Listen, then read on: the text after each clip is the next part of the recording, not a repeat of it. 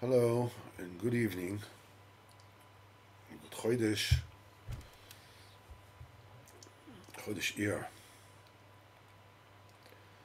Parshas Kedoshim.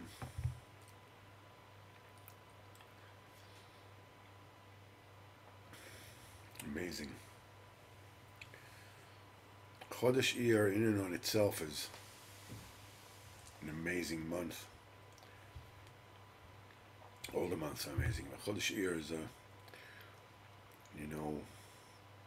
every single day there's a mitzvah d'oraisa, Sfiras Haimer, of in Chodesh Iyar. There isn't another month in the year that you have a mitzvah d'oraisa every single day.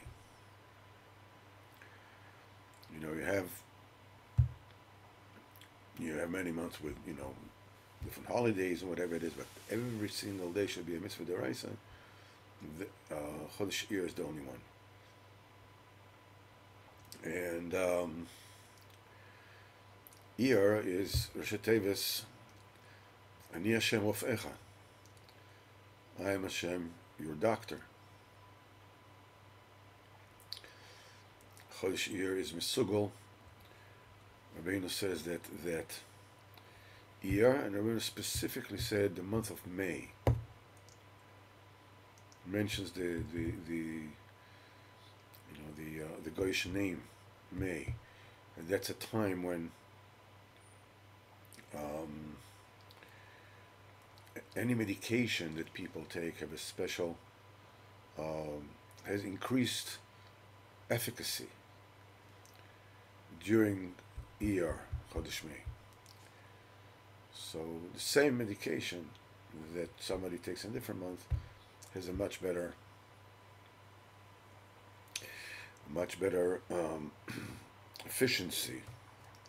efficacy during Chodesh Iyar. Also, the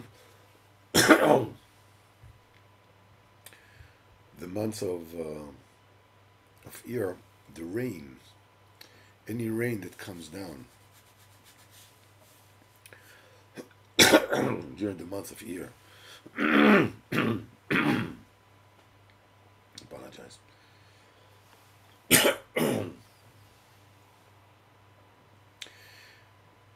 Has a special medical segura. What one needs to do, sometimes rains do come down on Iyar, is to let them come on top of your head and grab some of the rain in your mouth. And it says B'Shem Kabbalah that actually the rain of Chodesh Iyar is referred to amazing number of afflictions.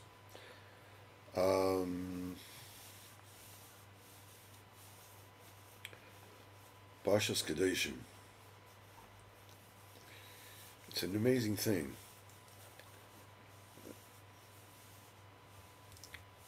The juxtaposition of Kedoshim Tiyu Ki Kodosh Ani.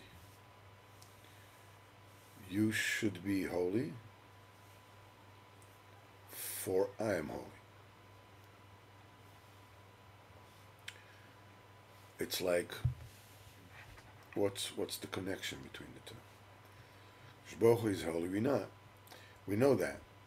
I mean, we need to be holy because Baruch Hu is holy. What is the statement here?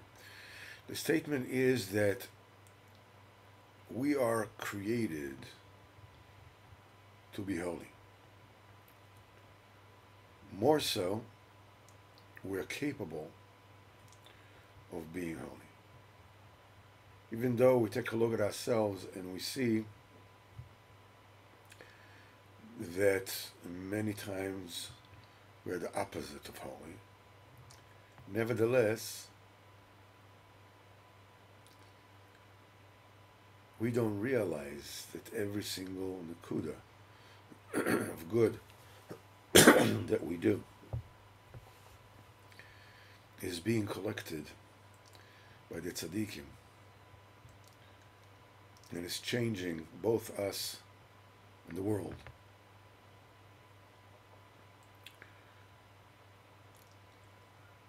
You know, when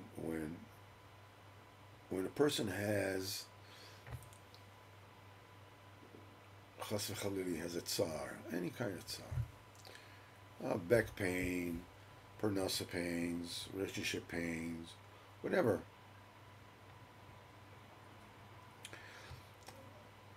Amazingly enough,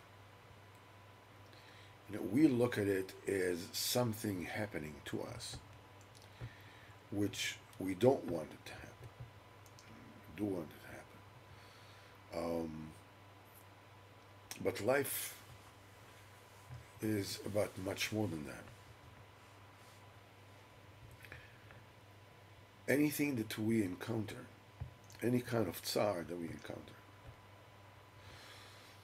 and when it says the Shekhinah is actually talking to you, the Shekhinah is letting you know of its tsar. I interpret it as things not going my way. But that's not what it really is. That's the Goyish way of looking at things. And the Chanami Alavai, things should always go your way. But when you feel any kind of tsar, that's because the Shekhinah feels the tsar. It's an amazing thing. The Shekhinah has nobody to talk to. It talks to you in sign language, in that which you feel. And we don't get the hands. The tzaddikim, they live with the Shekhinah all the time. So they're conversing with the Shekhinah all the time. But the Shekhinah wants to talk to you. When you feel any kind of tsar, physical, emotional, situational, whatever you want to call it,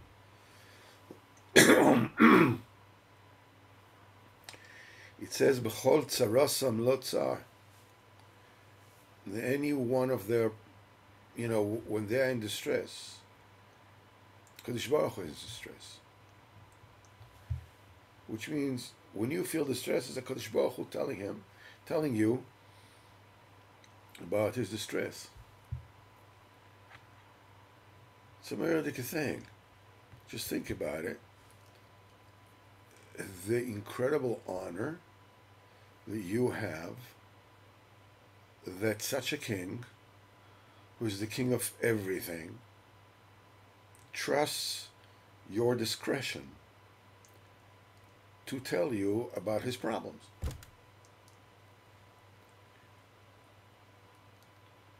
What you need to do is you need to daven, these problems should go away. You're not supposed to start figuring, what is the Kadosh Baruch Hu telling me? I have back pain, so what does that mean? The Kadosh Baruch Hu is saying, you don't need to go into any of that.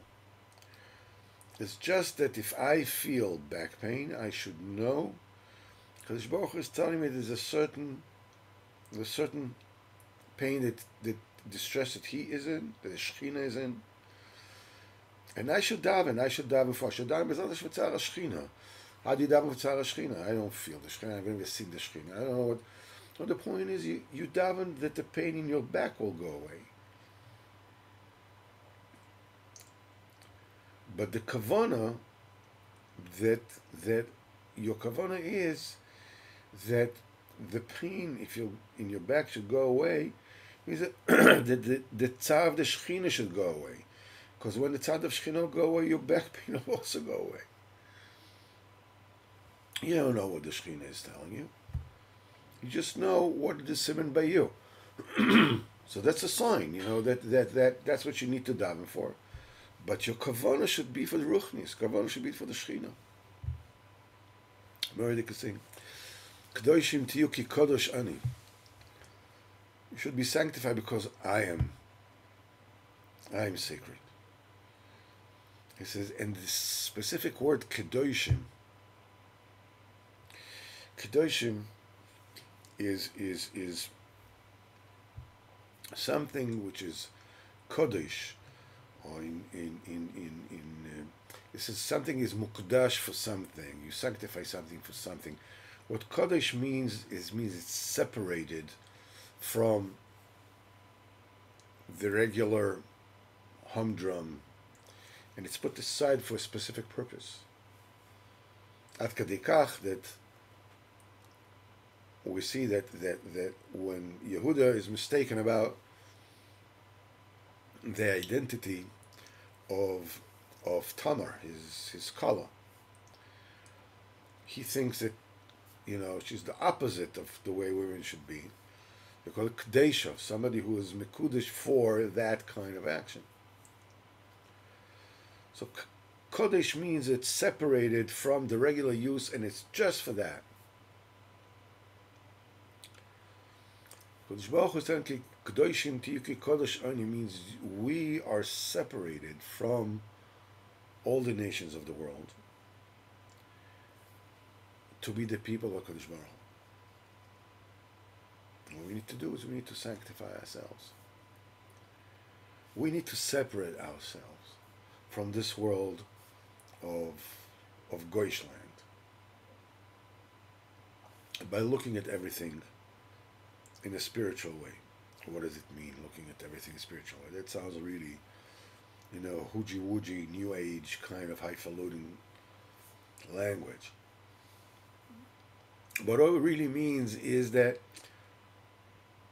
you are dealing with the reality in front of you. And the way to turn it into spirituality is pray for it. Pray for anything. Whatever you need. Once Rav Nosson came to Rabbeinu and he was missing a button. And there's a package or whatever. So Rabbeinu asked him, did you daven, for a button? So Rav Nosson was amazed. You should daven for a button? So Rabbeinu told him rather cynically, he says, well, you're too big in for your britches to daven for a button? It's beneath you? You should daven for everything, because whenever you daven for anything, that the food should come out good, that the doctor visit should go properly, that your children should be fine, that when you're having a meeting with your boss, when at work, whenever you daven for it, it is no longer a physical olam hazadike mitzias. It's already spiritual. Just daven for it. I don't know what the Shekhinah is telling me, but if I need something, I daven for it with this, and if I have it in my mind that I remember that this is Tzara Shekhinah, and daven mimele, all my whatever it is that I need will be taken care of. Hashem. Okay. Ad Kana Kofa Aleph. Let's take a look at Sipurey Baal Shem Tov for this week. Hashem, we're blessed with the Kedusha, the tremendous Koch, the Baal Shem Tov. Once they showed Mishamayim to the Baal Shem Tov, Zichron Livracha, that there is a person who is a shepherd, who serves the Kodesh Baruch Hu more than him. It's quite a statement. We have to understand, what does it mean that shepherd serves the Kodesh Baruch Hu more than him? Obviously, he's a shepherd, it's the Baal Shem Tov. So there's a certain aspect in which that shepherd serves the Kodesh Baruch Hu more than him. As the Gemara says, that I think it's Abaye, that they would give him Shalom Aleichem in Shamayim once a month. And Abba Umna, they would give him Shalom Aleichem in Shamayim once a week. Yachdu Sadaz, Abaye was God Lador. Abba Umna was a doctor. So, why is he zoicha to, more than me? So he said there's a specific thing that he does that you can't do. You cannot do what Abba Omna is doing. Every person has something that he can do that you cannot do, that the tzaddik cannot do. But the thing is that what you do, you're doing it with the koyach of the tzaddik. That's an important thing to do.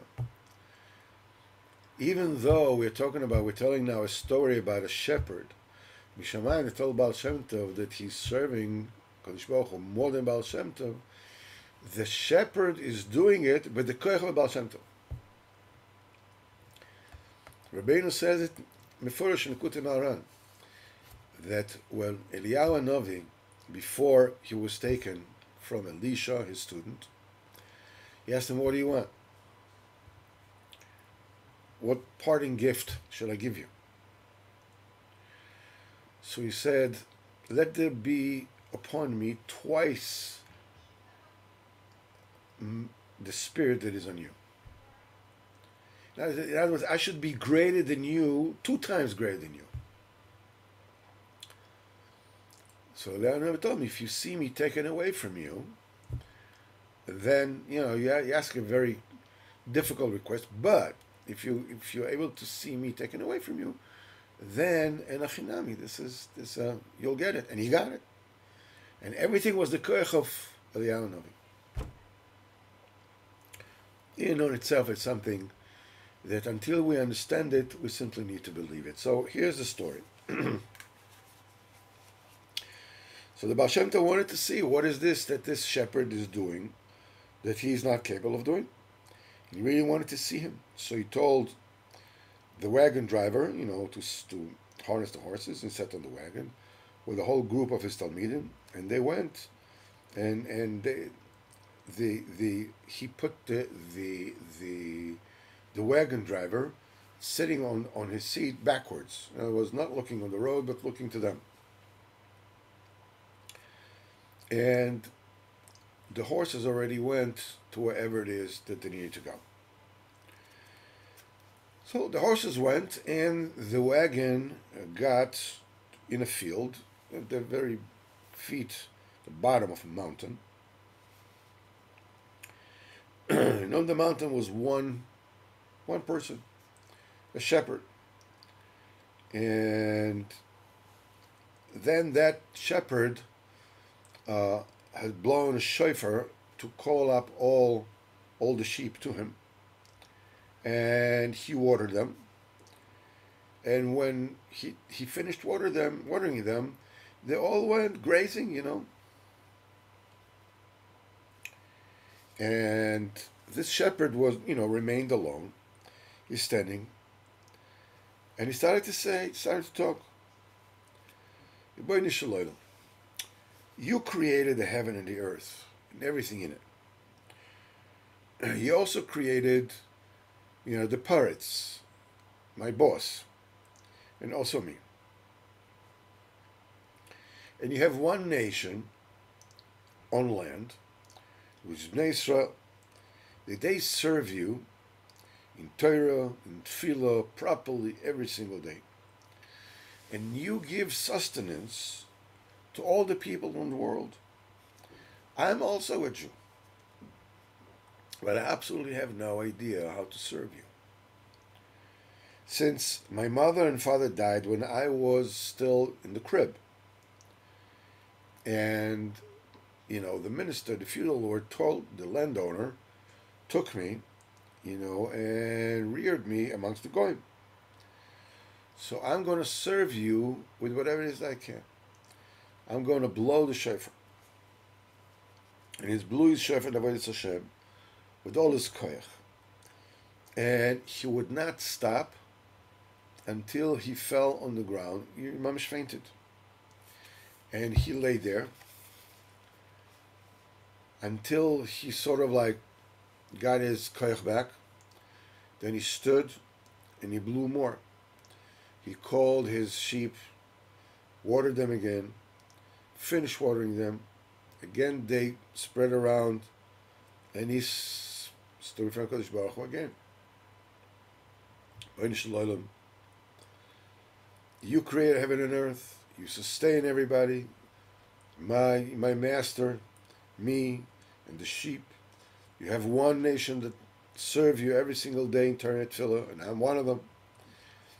But I don't know with what to do. Since I was small, I was raised by Goyim. So I'm going to serve it with whatever it is I can. What I can do is I can sing, because the shepherds, they sing. So he started singing with all his might. And he sang and he sang and he sang until he was exhausted. And he was like just lying down and just recuperating. And it says, I can blow a shofar, and I blew the shofar for Hashem Yisbarach. I can sing, and I sang for HaKadosh Baruch Hu. But what does this count before I'm such a melech, like you, Rebbeinu Shalom, that sustains the entire world? So there is still one thing that I can do, and that is I can stand on my head and fall to the ground. So he did a headstand, and he fell on the ground. Another headstand, he fell to the ground again. And he did it until he was exhausted.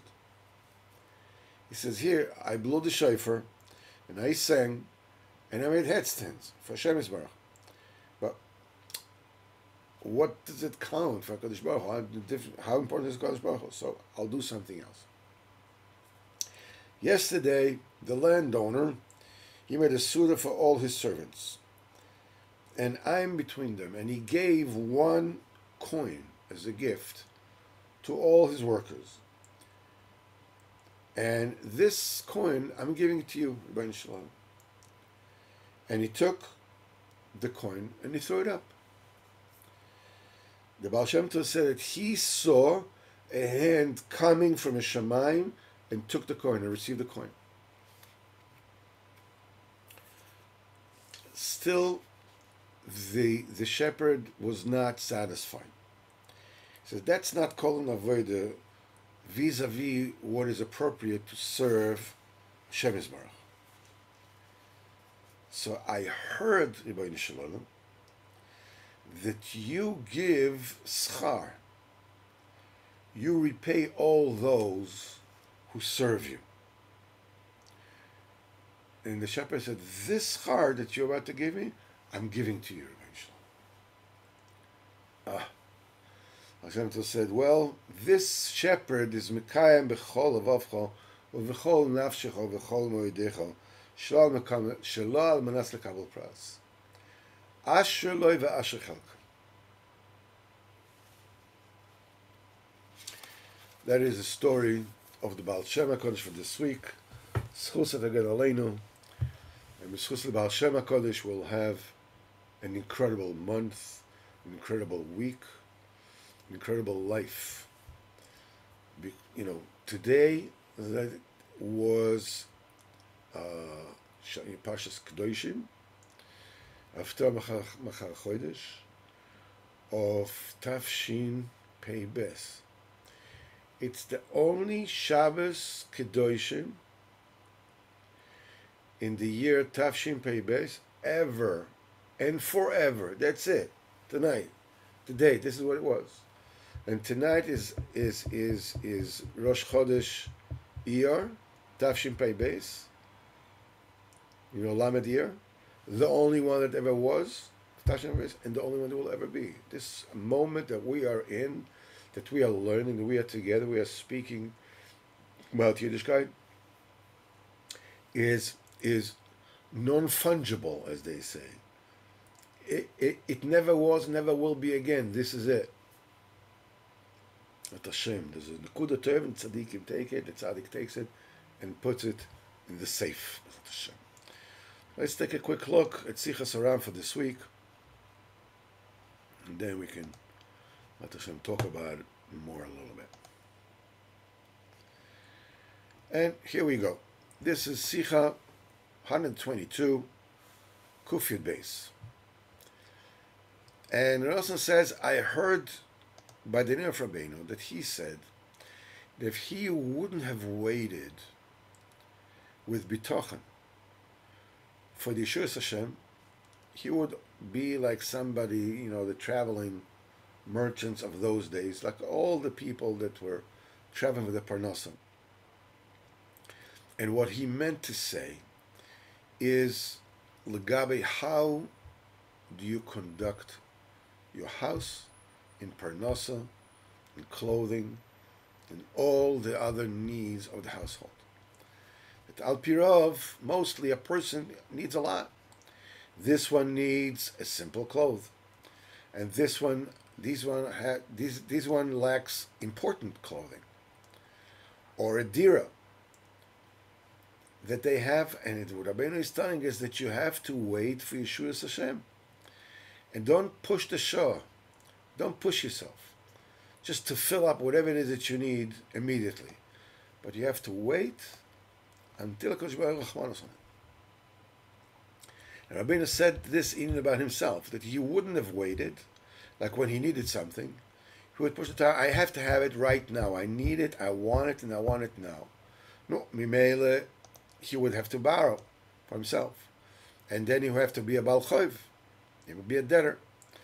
And he would have to be traveling. Like we know, all these people who travel, they always have to travel from one state to another because they're always debtors, they always have debts. And this Inyan, you have to know very, very well. You have to teach yourself and get yourself used to this, because a person always lacks a lot. Even wealthy people, how much more so people who are mekablim, and even people who receive from others, and even choshev people, even tzaddikim. He says they always lack, and they lack a lot. He says what you need to do is you need to diminish your expenditure. Conduct your house the way the time is, and if you think that your wife needs a cloth, or you need a cloth, or your children need a cloth, even though you really need it, conduct your house the way the time is. And even if you see that you must have it, don't push. Don't insist to borrow, to take a kafah, to take on write it down, and but whatever it is, or be a Baal Choiv, but wait until your time will come.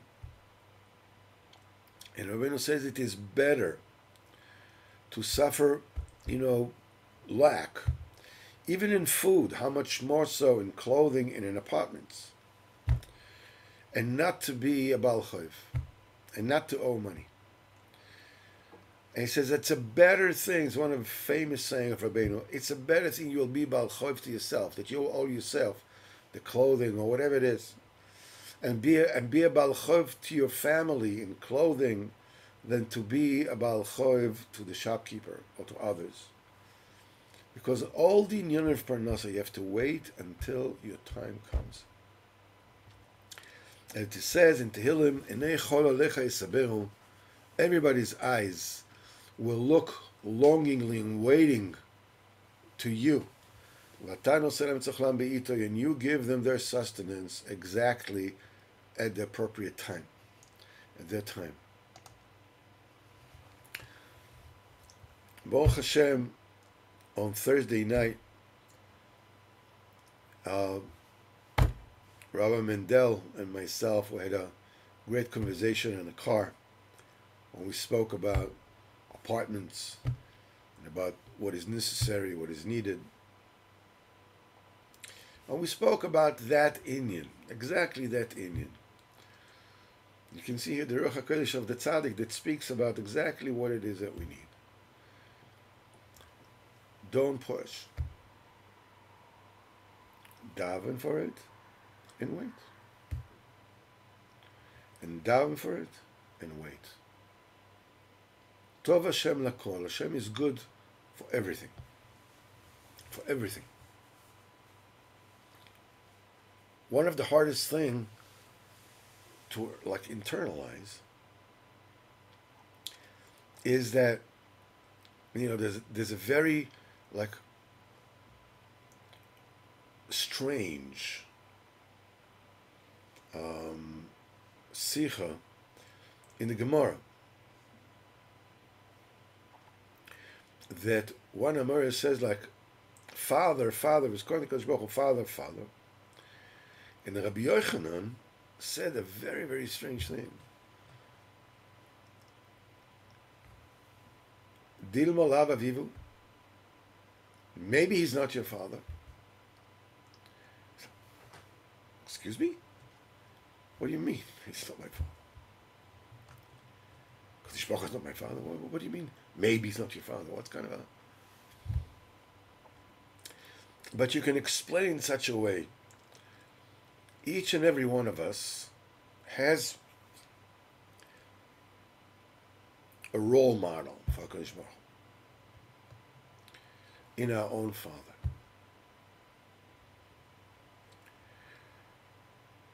One's father is a very weak person, and his wife is wearing the pants in the house.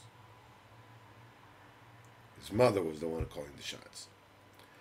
Another person, his father was a very hard person. Another person, his father was very confused. His parents divorced, and his father said he's going to come and take him to a baseball game, and he stood there waiting, and he never showed up. Sometimes he showed up and didn't show up. Oh, he told him he's going to give him something and never gave it to him. And some grow up with fathers that are neurotic. Some grow up with fathers that are very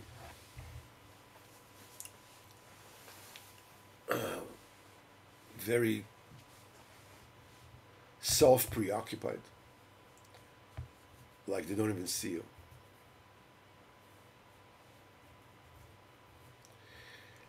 So when a child is very small, his world is being determined and defined for him. What is the Kodesh Baruch Hu? What is the Shekhinah? The way his father is and the way his mother is.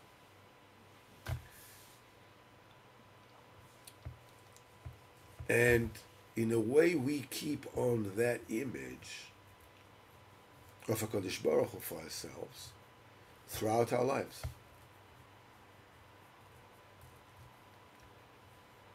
But that is wrong. When we call out to Kodesh Baruch Hu, we call out to Kodesh Baruch Hu the same kind of trepidation that we used to speak to our own father, to ask our own father for something. If we had a father who used to belittle us, or to make promises and not keep them, or his default answer was no, and maybe once in a while it was yes. Or maybe it was always yes, but he never kept his word. So when we come to HaKadosh Baruch Hu, we speaking to HaKadosh Baruch Hu, we tend to speak to HaKadosh Baruch Hu like somebody who is in our Father's image. We already like, when somebody comes with full confidence, and he's asking for something, he's talking for something. So, people gave him whatever it is, he has a presence. But when somebody comes, with the state of mind, like, I know I'm not going to get it. I'm not going to get it. But after I ask, I need it. So you already come, like when many times when we have an argument with somebody, we hold these things in. And in our own minds, we are already having the argument with that person. I would tell him this, and he would answer this, and I would tell him this, and he would answer this, and things will get heated, and he will say no, I'll say yes, whatever it is, and at the end, and by the time you actually speak to your friend, you're full of steam. You already tell him the fifth arguments of the 5 no's. You never even spoke to him the first time. So it may be your friend, maybe your wife, maybe whoever it is. And they'll go, whoa, what are you exploding on me? What do you want? You're exploding, okay, so I also exploded you. Because we come with a preconceived notion that HaKadosh Baruch Hu suffers chas v'chalila from the same limitations that my father did. Dilma lavavuahu. Maybe the Kadosh Baruch Hu, he's not your father. He's not the way as limited as your father was. HaKadosh Baruch Hu is all merciful. What does it mean, all merciful? It means by a father who is all merciful, it means the default answer to everything you ask is yes. Unless there is a definite reason to say no or to say not yet. By your father, it might be that everything you said, the default answer is no. Or not yet. And then maybe a yes.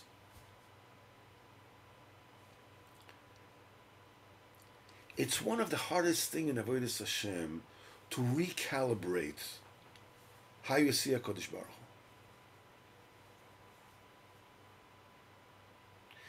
So HaKadosh Baruch Hu is not only all merciful.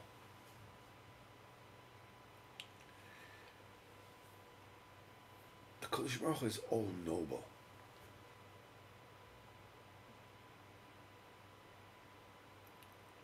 One's father may not have been, some fathers are, some fathers aren't. The Kodesh Baruch Hu is noble, is totally dignified, is totally noble. He's a melech.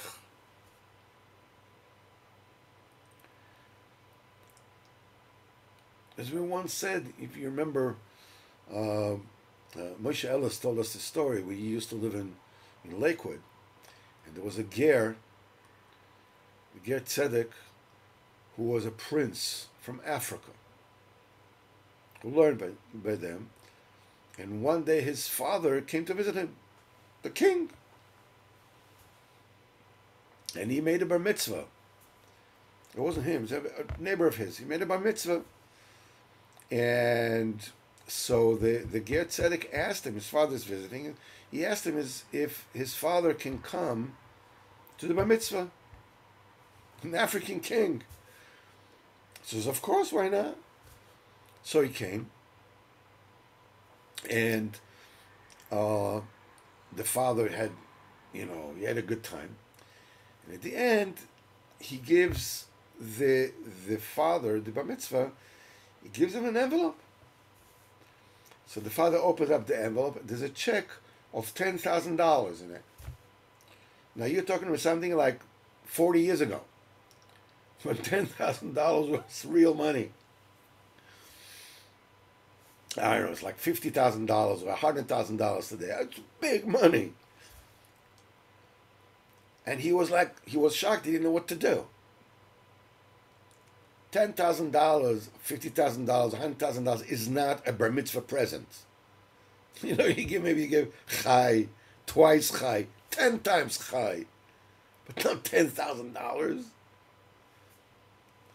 So he came, to this ger Tzedek, and he says, listen, I really don't know what to do with this.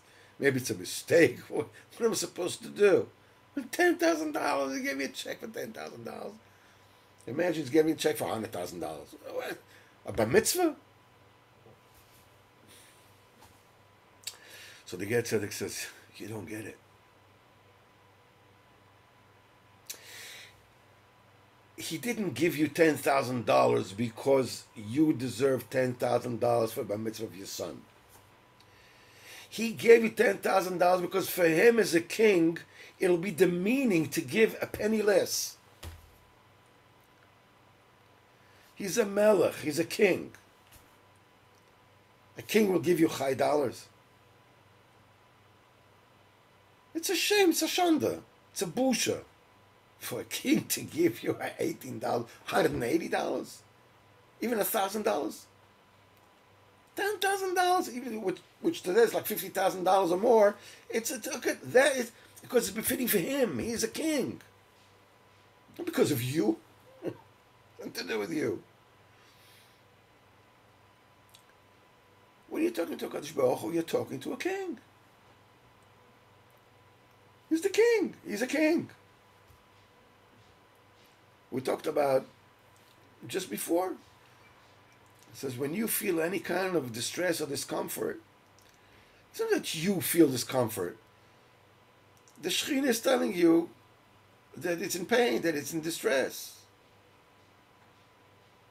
The king trusts your discretion to reveal to you that he is in distress. Can you imagine that? So as we said before, what do you do? Oh, because he told me he's in distress. Now what can I do? The answer is you daven. If you have a pain in the back, your pain in the back is a pain of the Shekhinah. So what do? You answer. You ask Kadosh Baruch Hu to remove the pain in your back. In the meantime, it says, get yourself used to the idea that it's really the pain of the Shekhinah. But you don't know what the pain of the Shekhinah is. You don't know what the Shekhinah needs. So the sign is in the pain in your back, so you daven for the pain in your back. But the kavon is for the Shekhinah. Kavon isn't just, I have a better time. Be more comfortable. Halavai should all be comfortable. Should never have any pain. Should never have any lack. But the whole thing is Rabbeinu talks about pushing the hour, insisting, refusing to wait, is because I don't have the Shekhinah in mind. I have myself in mind. I live a small life. I'm part of the entourage of the King of all kings. Kidoshim tiyu ki kodosh ani. Just recalibrate this in your mind. Chodesh Iyar, B'ezrat Hashem. B'ezrat Hashem, this month, every person in Am Yisrael that needs a refuah, B'ezrat Hashem will have a refuah shleima, with everything that he or she needs. B'ezrat Hashem will be zoicher to Vias Mashiach Tzidkeinu B'ezrat Hashem this month. And everything that you need will come to you. B'ezrat Hashem this month will get emunas tzadikim, to realize that everything that we do, all the mitzvahs that we do, all the davenings that we do, everything that we're zocher to do is b'koyach od tzadikim. As the Ramchal says in Derech Hashem, as Rabbeinu says, as Reb Nosson says repeatedly in Kutei Halachos. Reb Nosson says, I read it in Sichos Haran, I read it to my wife this afternoon. So you should get a little bit of a message. We're talking about Baal Shem Tov, talking about Rabbeinu HaKodesh. Reb Nosson says as follows: I know and believe truly and completely that Rabbeinu HaKodesh knows every single neshama from Am Yisrael and its tikkun from when Kadosh Baruch Hu created the world until now, and until the Sof HaDeros, until Tchias HaMeisim and afterwards. He knows what every single Nefesh Yisrael needs, and he says, and all this he knows the Bechlal, the Befrat in detail, and this is a small thing by him, by Rabbeinu. That's the way it is. So my wife said, that's emunas tzaddik. That's what the tzaddik is. That's what Rabbeinu is. That's what Baal Shem Tov is. Yeah, but how do you wrap your mind around it? You don't. You don't wrap your mind around it. You don't understand how when you go to a tzaddik and you ask for Yeshua, somebody you get Yeshua. You don't know. You don't know. I told you, my son told me, there's the Ribnitzer Rebbe was Mechayim Eisim. We spoke about it on Wednesday or Thursday? Wednesday. Amel Putafas from Lubavitch, he said he was give Edis, it was Mechayim Eisen. You know, Reb Shimon Sokolov, the Magid Misharim of Sokolov, was also Mechayim Eisen. And there may be tzaddikim in this generation can also be Mechayim Eisen. Definitely everybody who's mentioned in the Gemara can be Mechayim Eisen. How? I don't know. It doesn't matter. What I know does not matter. What matters is what I believe. But the only thing that I know, besides being Mechayim Eisen Begashmius, I know that Rabbeinu HaKadosh is Mechayim Eisen Beruchnis. If he took me from where I came from, and the things that I was doing, and the trajectory that my life was going, and brought me to be together with you tonight here, Rosh Chodesh Iyar, Tafshin Pei Beis, this is Tchias HaMesim. As Nachman Tulchina said, the moifes from Rebbe Benich, a moifes, a miracle of Rabbeinu, is me. I'm a miracle of Rabbeinu. Because there's no bigger miracle than to take somebody who is in the mud and bring him to Chaya Olam Haba. Tremendous thing. I met with my mechutin, my son's father-in-law, in the bris that we had last week. And I told him, about this Gemara that Eliyahu Novi came, the witch brought him up after he passed away because for Shaul HaMelech. And Moshe Rabbeinu came together with him. Says, why did Moshe Rabbeinu? The Gemara says, why did Moshe Rabbeinu come with him? So because Shmuel HaNavi was scared that maybe suddenly he's summoned. Maybe this is Yom Adina Golon. That's a big judgment day. So he thought, he was scared. So he asked Moshe Rabbeinu to come together with him and give testimony that he kept in Torah. So I told my mechutin, I said, that you can learn two things from this. A, that being connected to the true tzaddik can help you get off the hook even in Yom Medina Gol Levanayra. So my mechutin told me something absolutely amazing. He says that's the only thing that counts. After everything, the only thing that really counts is that the tzaddik gets you off the hook in Yom Adina Godel Vanoyer. That's the name of the game. That's the whole point. It was Merdik. Hashem should help us, B'ezrat Hashem. We will meet Monday night, learning Sipurey Baal Shem Tov. Wednesday, Terech of Gimel. B'ezrat Hashem, I believe that we will finish it this week. And Thursday, Likutei Moharan from Bresla Shul, Terem Tes, in all its glory.